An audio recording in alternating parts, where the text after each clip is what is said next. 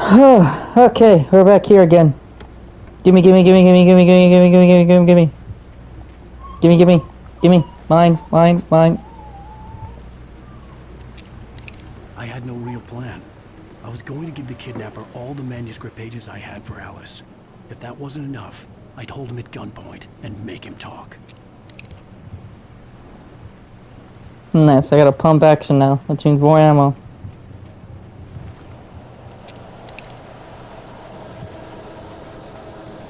Wait, is there something over here?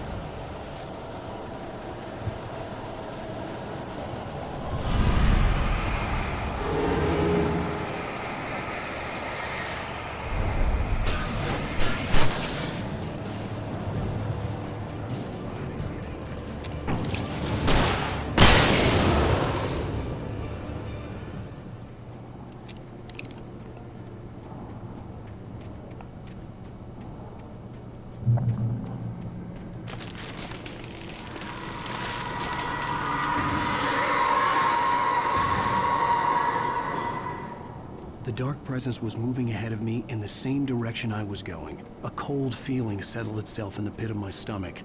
Was it going for Alice?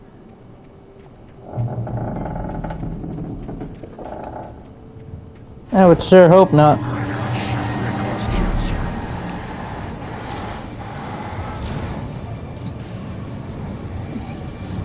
Oh, not you, one of you.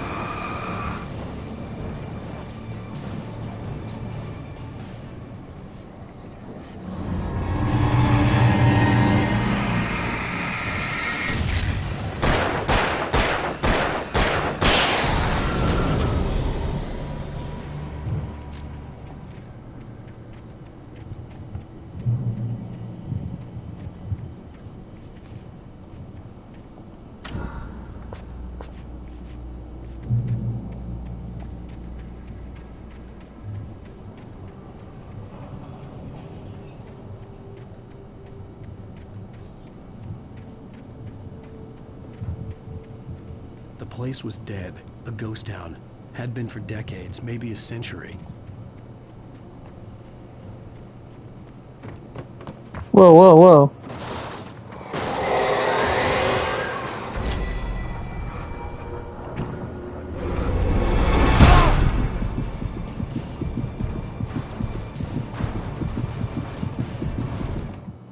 Things were never as simple in real life as in fiction. I had lost count of the times I had wished there'd be a clear reason for my writer's block. Something to fight, something to lash out on. There wasn't. I was filled with doubt. I was nothing like the hero in my books. Alex Casey had gone through his life with single-minded determination, never wavering from his goal. Even now, I was angry at myself, angry at Alice, angry at Barry. I was fumbling and I had no plan.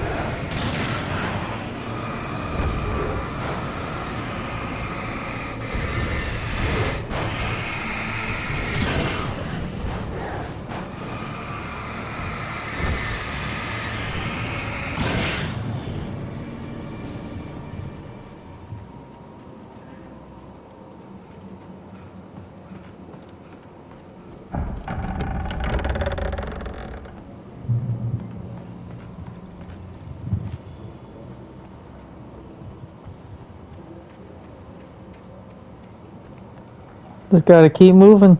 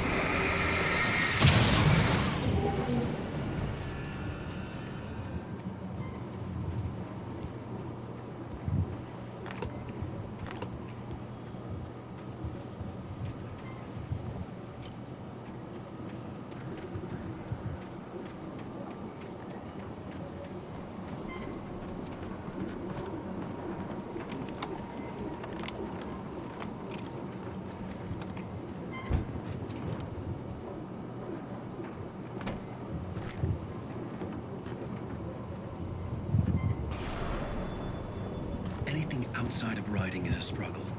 I feel ill. I managed to make my way downstairs. There's a shoebox filled with books and papers by Thomas Zane. It's very hard to focus, but I managed to read some of it. He's a poet, and a good one. He writes of muses and creators summoning fabulous things from a magic lake, using his powers to shape the world of a realm of gods and dreams and demons, dark things that wait for a chance to slip through, wearing the flesh of men as disguise. Zane writes about himself, his girlfriend being taken over by a dark presence, about growing scared of the lake. Zane believes it's a mirror to the gaping void of darkness above, where some Lovecraftian presence lurks. I crawled back upstairs. I'll borrow these things for my story. They ring true.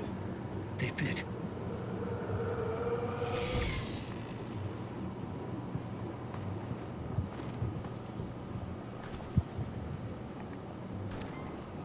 Switching out my hunting rifle for my shotgun? You crazy?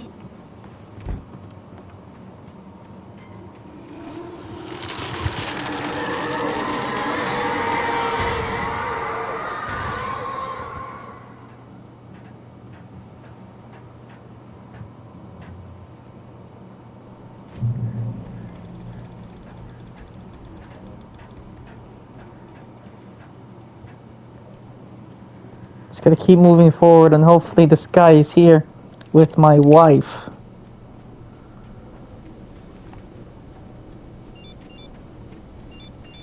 The kidnapper had sent me a text. The message was full of spelling errors and insults. It was telling me to hurry up.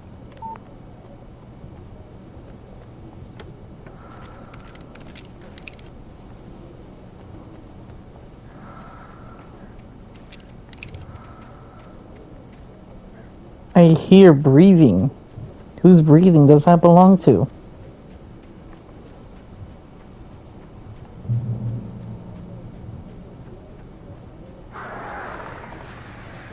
Birds.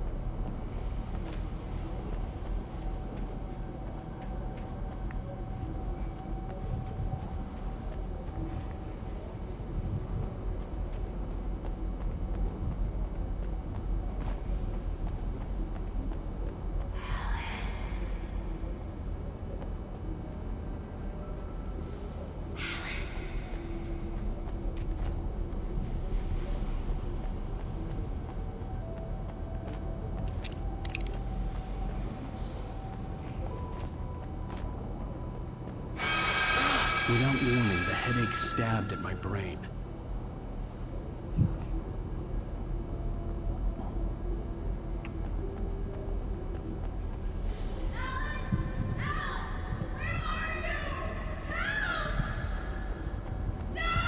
Alice?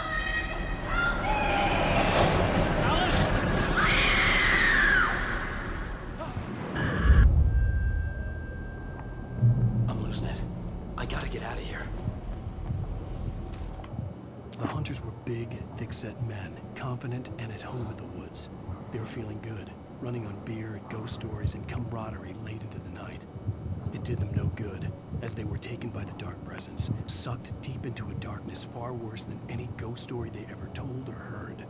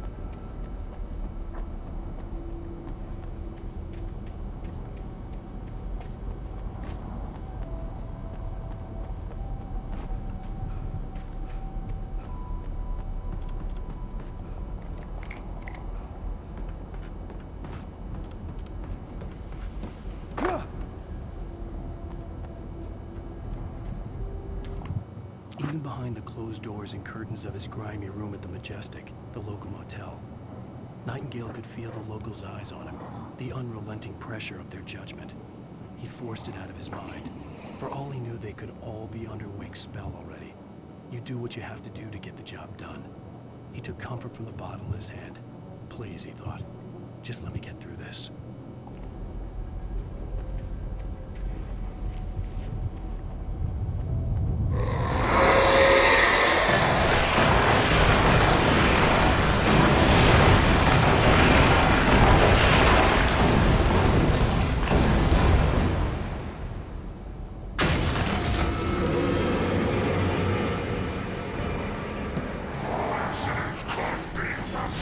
Ah!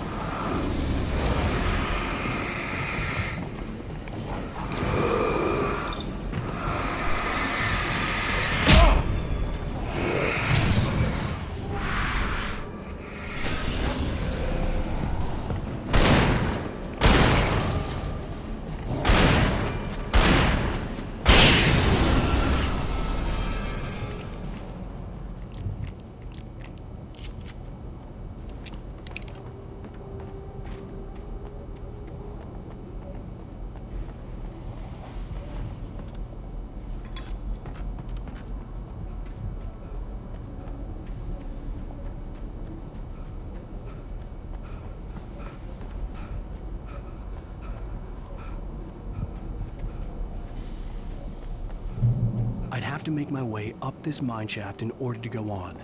Maybe the machinery could help me with that.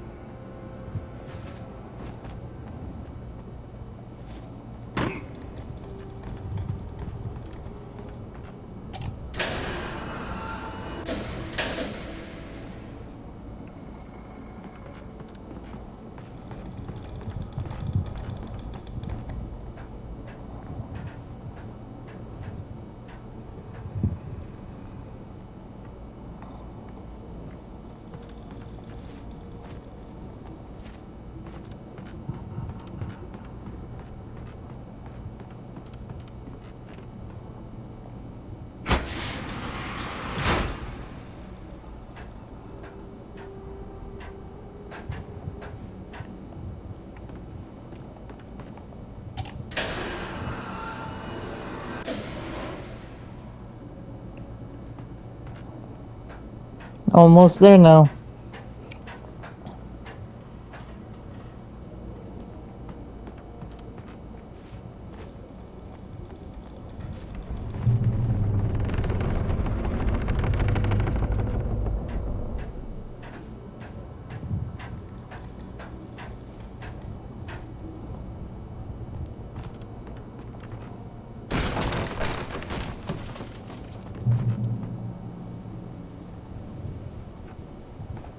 What's up here?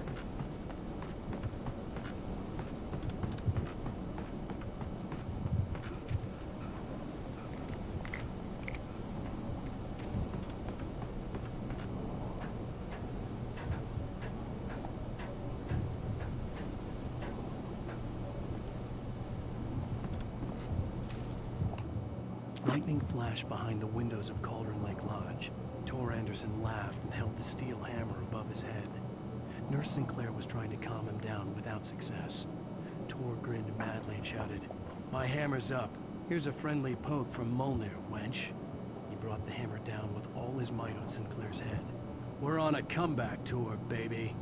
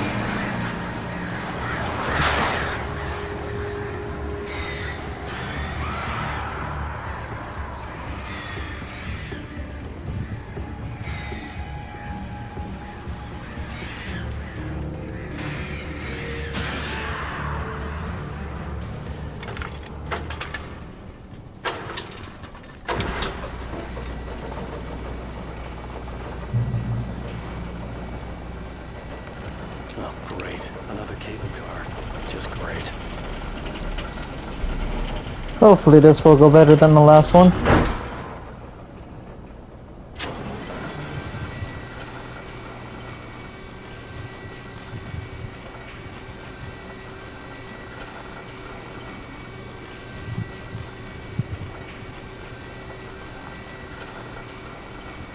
Why is it so slow?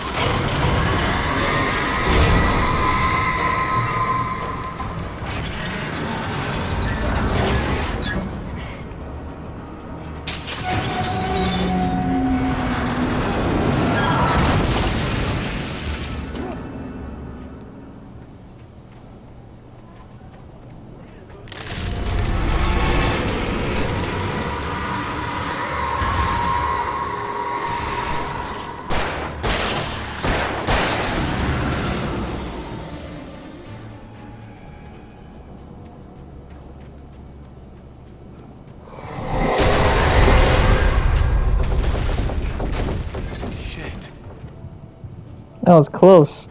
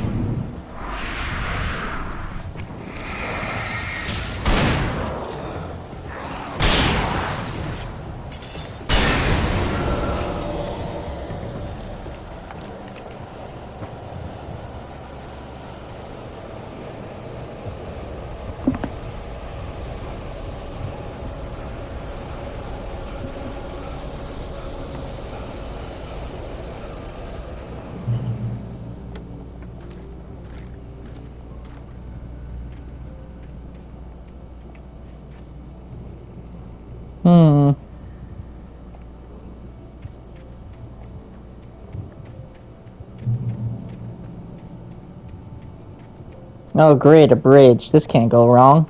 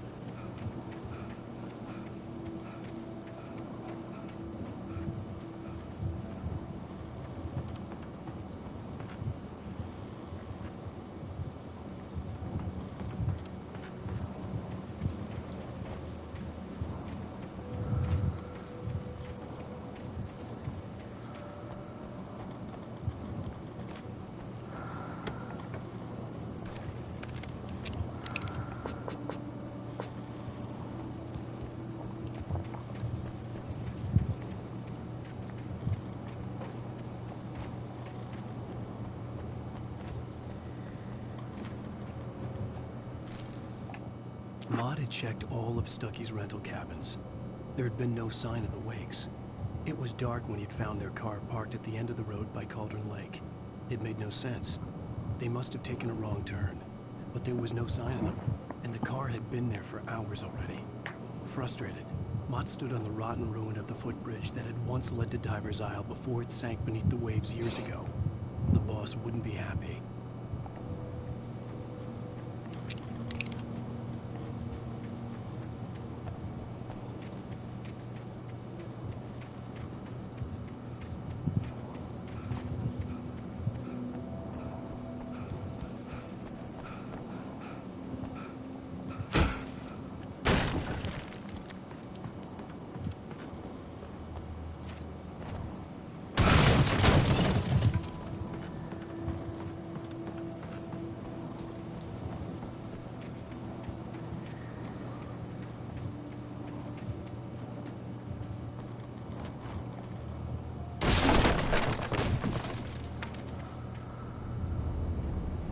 You talk to me on TV, Tom. Tom. I miss you, Tom. Did you write this? Tom. I curse you, Thomas Sane. Tom.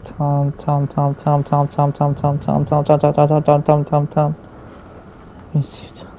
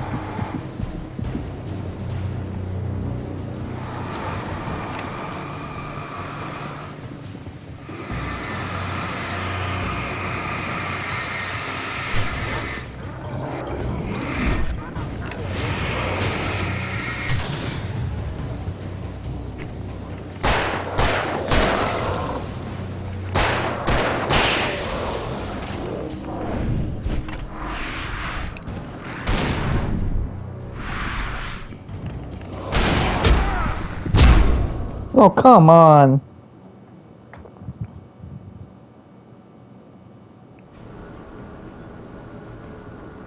Okay, I could just use, yeah. Well, I have freaking... Yeah, I have this.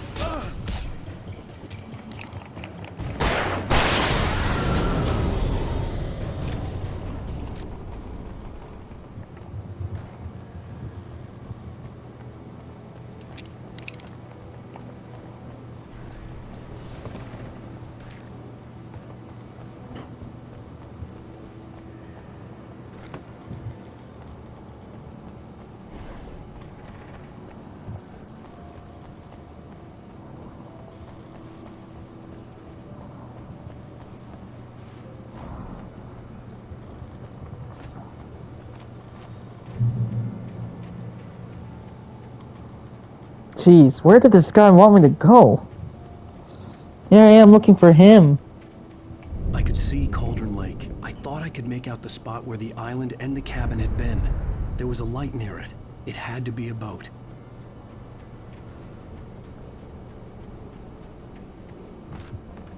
I was close now.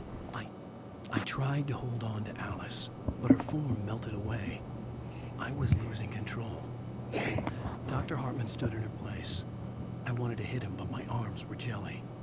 He smiled. It was a reassuring smile, and I hated him for it.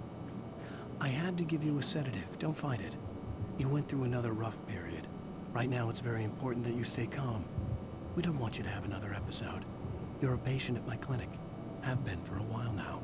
Had to get there fast. I dreaded what I would find. I need to find my wife. Wait, are you? Wait. Hey, I'm here! I'm coming! No, get away! Sorry, please, wait. The boss didn't know who he was messing with. I didn't know. I swear, I didn't know. We don't have a wife. We don't know where she is. She's probably drowned. We just said we had her to make him play ball. You see? They got him writing for us.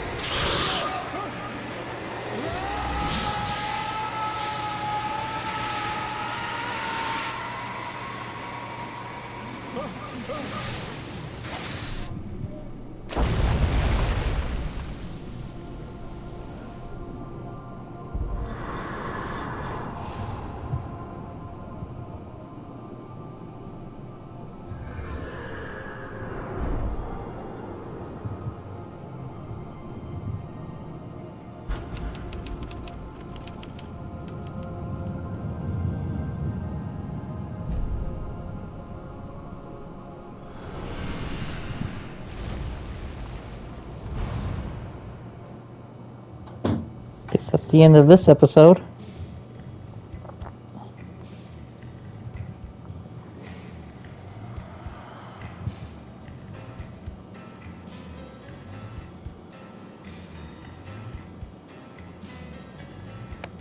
Previously on Alan Wake, I'm hunted by the law. Sheriff, Wake's running. I'm giving chase. Are you seriously telling me that Ryder just took out my deputies? A thriller I supposedly wrote is coming true. The genre of the story seems to be shifting. It's turning into a horror story. I was told that Alice had been kidnapped, but that was a lie. We don't have his wife. We don't know where she is. Her purported kidnapper was eaten up by the dark presence before it attacked me.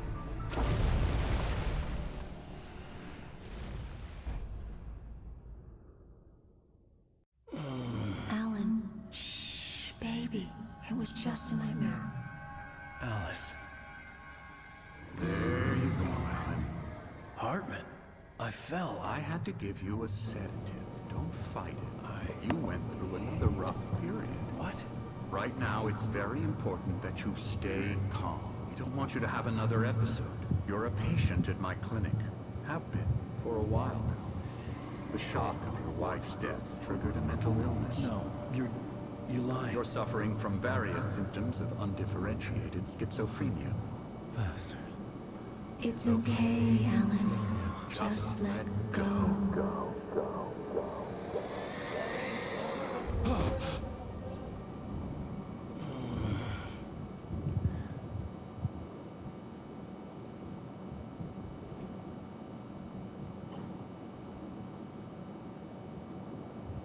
I felt groggy.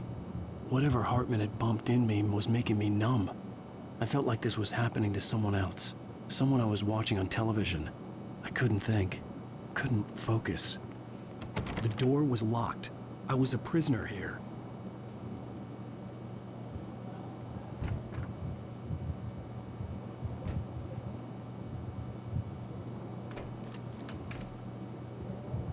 Good evening, Alan. Are we feeling better now? Feeling calm? Yeah. I see you brought your pet gorilla with you. So sure, I'm calm. I get the message. Loud and clear. Quite right. That's the spirit. You're being very brave, Alan. I understand you're confused. I would be more concerned if you weren't suspicious of me. I don't blame you for it. Big of you. Now, why don't you come with me? We'll reacquaint you with my clinic and go over everything you might have forgotten. Little walk and some fresh air? Yes, it will do you good. What is going on? This corridor is for patients. Most of them aren't here right now. Jack took them out for a fishing trip, except for the ones who are particularly vulnerable, of course. I encourage creativity as a part of the recovery process here at Cauldron Lake Lodge. I specialize in treating artists. I bet you do. Splendid, Alan. I honestly believe we can get this thing under control if we work together. This way, Alan.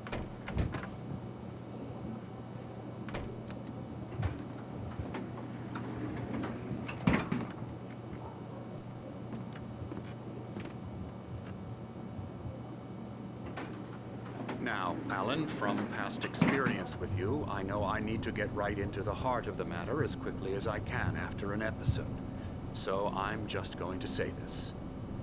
Alice is dead. No.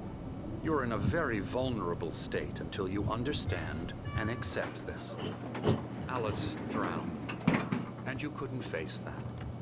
You're suffering from hallucinations, paranoid delusions, unusual thinking, an obsession about light and darkness, a feeling that everything revolves around you, your thoughts and dreams. Your mind has constructed an elaborate fantasy scenario in which your writings are affecting reality. She has been kidnapped, and supernatural forces of darkness are trying to stop you. We go this way, Alan. I wasn't ready for another shot, so I went along with it. He had to be lying. But under the influence of the drug he had given me, I had to fight not to believe his words. It's all in your head. You've been making it up. Apart from the tragic accident with your wife, no one has been killed. Your delusions are just a manifestation of your subconscious mind trying to protect you from the too painful truth. Unless we fight the fantasy, it will return. I know the instinct is to resist me, but think about it. Doesn't this make far more sense than the insane supernatural conspiracy you have concocted in your mind? You're a skeptic by nature, Alan. We both know this. Everything can be explained logically. I don't believe any of this. I've seen too much, but I just don't understand. I never get tired of this view. Very inspiring, isn't it? Cauldron Lake spread below us. I could see Mirror Peak on the other side of the lake. I thought I could make out the spot where Diver's Isle had been when I arrived with Alice. Now there was nothing but waves. It seems there's a storm coming. Funny, I don't recall there being a mention of that in the weather forecast. Well, no matter. This way, follow me. Alan, what I'm telling you is good news. Right now, we're in control. Every time you have a relapse, it gets more and more difficult to resurface from the dark depths of your imagination. Not surprising, considering your profession. Imagination is what you work with. After all your nightmares, this should come as an immense relief to you. If it doesn't, why is that?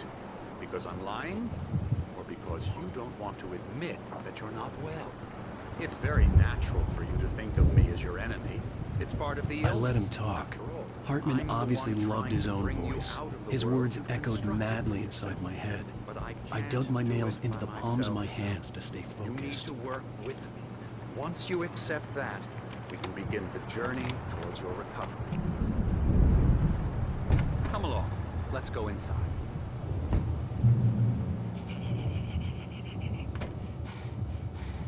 Here's the entrance to the office wing. That's for staff only.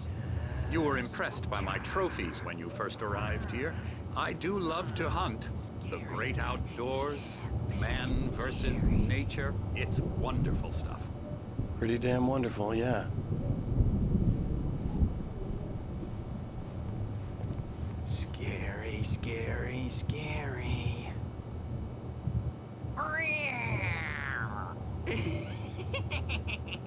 Emerson, I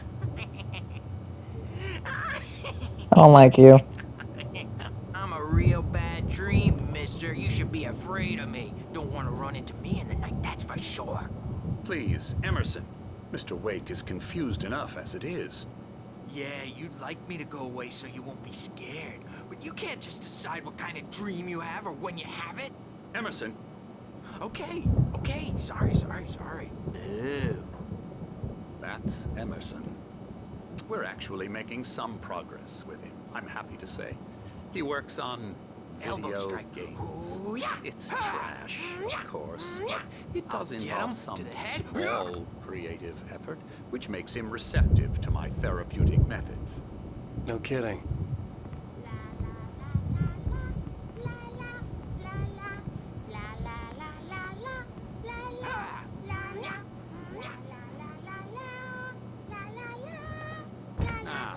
Shut up. I've noticed the typewriter in your room. You've been writing as a part of the therapy. As soon as you feel up to it, you should continue.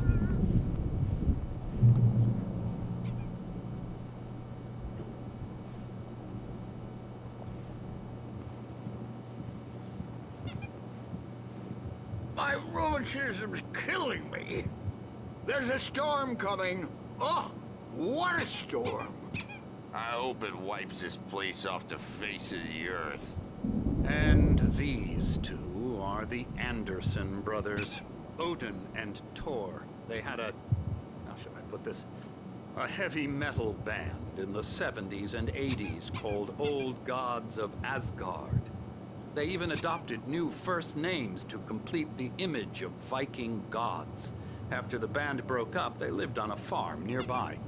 They are, well, in advanced stages of dementia. They're well cared for, TLC and all that. There's nothing more that can be done. I'm afraid that the rock and roll lifestyle has left its mark.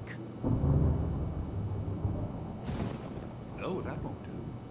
I'm so sorry to cut this short for now, Alan. The power has been acting up. I'd better go check on it. We'll continue this soon. Meanwhile, when you feel up to it, return to your room and try to write. It really is for the best. Don't you think?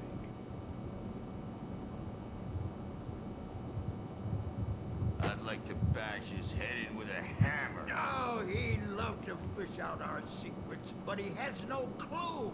He's not crazy enough. Not crazy like us, Sonny. Yeah! Being crazy's a requirement, Sonny. Who else could understand the world when it's like this? It takes crazy to know crazy. That's the sanest thing I've heard in a while. Say, you're all right, Tom. Hey, we like him, don't we, bro? He's got to go to the farm. The Anderson Farm. Valhalla! We wrote it all down, lest we forget. A crash course. All you need to know to get your head right. You need to find the message. Here, Sonny, here's something for you. Gave me a rash, but I kept it safe from these bastards. Zane could feel the poems, taking form, shaping things. As he experimented, he imagined he could almost feel the power surging through the keys of the typewriter. It exhilarated him. But there was fear, too. If not for his young assistant Emil, he would have given it up. But Emil convinced him otherwise. He too had a way with words. My head was clearing up, or according to Hartman, I was sinking back into the fantasy. I was convinced he was lying to me about everything. Crazy or not, the Andersons made more sense. Yeah, good thing he's not overreacting or anything. Well, he's the boss. I may need a hand here later on, Birch. The storm's bound to make you know who jumped it. You know they got. Something's wrong. I'm not myself. It's hard to think. There's a shadow inside my head. I can only focus on writing. Everything else is a blur. I'm trapped in this cabin. Have been for days, but it's always dark outside.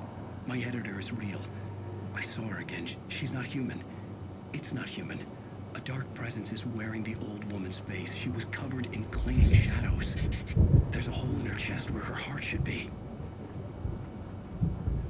I think I've made a horrible mistake.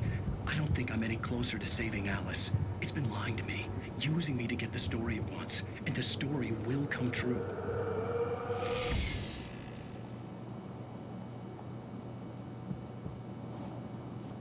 What the? A QR code? I wonder.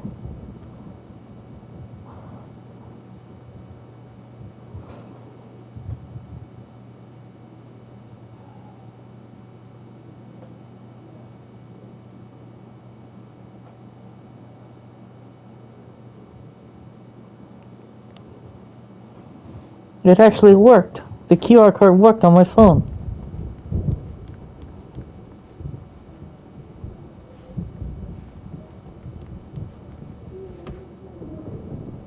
The white glare of the blank page in front of me hurt my eyes. My hands began to shake uncontrollably. Everybody calm down. Put that down. Bert, I need help. Hey, Wake, you stay here. I'm gonna go see what's up. You just keep doing what you're doing. Be cool, okay?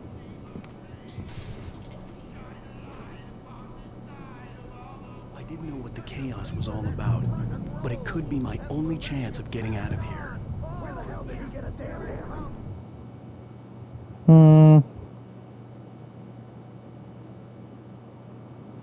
Interesting. Well, I will have to continue to the next one, agents. I will see y'all later. Peace out.